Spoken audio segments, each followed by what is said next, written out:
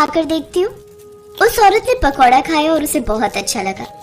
वाह, तुम्हारे हाथ में तो जादू है महेश। परवल के पकौड़े भी इतने स्वादिष्ट बन सकते हैं, ये मुझे नहीं पता था। ऊट पटांग चीजों के पकौड़े बेचने के लिए महेश पूरे गांव में फेमस था। उसकी कमाई भी अच्छी खासी होती थी। वो अपनी बीवी और 2 बेटियों के साथ एक खुशहाल जिंदगी जी रहा था, लेकिन उसे कहाँ पता था कि उसकी जिंदगी में दुख के काले बादल छाने वाले हैं। वो हर सुबह पकौड़े तलकर उन्हें बेचने के लिए निकल जाता था। एक दिन वो पकौड़े तल रहा था और इतने में उसकी बीवी सरला उसे बुलाने लगी।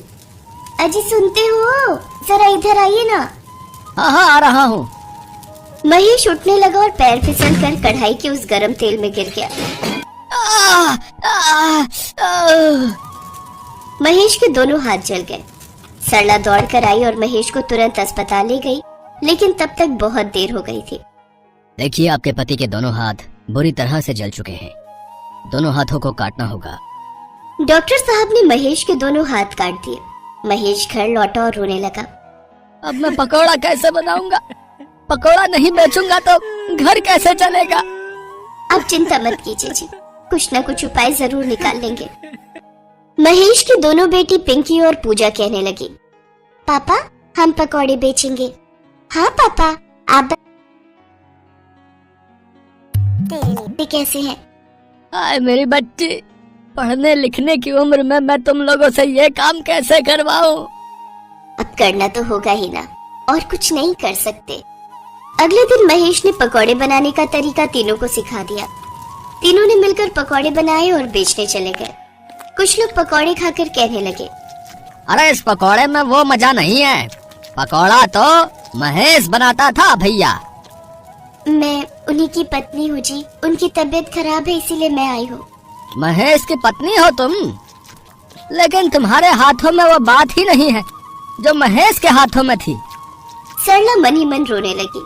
वो कैसे किसी को बताएगी कि महेश के तो हाथ ही नहीं रहे।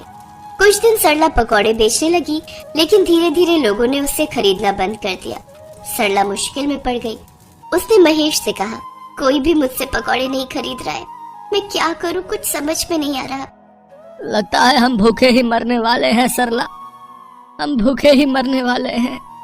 महेश पकौड़े बेचने नहीं आ रहा था। इस बात का फायदा उठाकर गांव में 2-3 नए पकौड़े वाले आ गए। वो प्याज, आलू और मिर्च के पकौड़े बेचने लगे। गांव के लोग वही खाने लगे। सरला पकौड़े बनाकर बेचने गई तो बाकी पकौड़े वाले कहने लगे, तुम औरत होकर पकौड़े नहीं बेच सकते, जाओ यहाँ से। नहीं, मैं पकौड़े बेचूंगी। और किसने कहा कि औरत पकौड़े नहीं बेच सकती? हम लोग कह रहे हैं इस गांव में सिर्फ हम पकौड़े बेचेंगे, हम तुम्हें यहाँ बेचने नहीं देंगे, समझी? कल से यहाँ आना मत। लेकिन फिर भी सरला नहीं मानी। वो अगले दिन फिर से पकौड़े बेचने चली गई।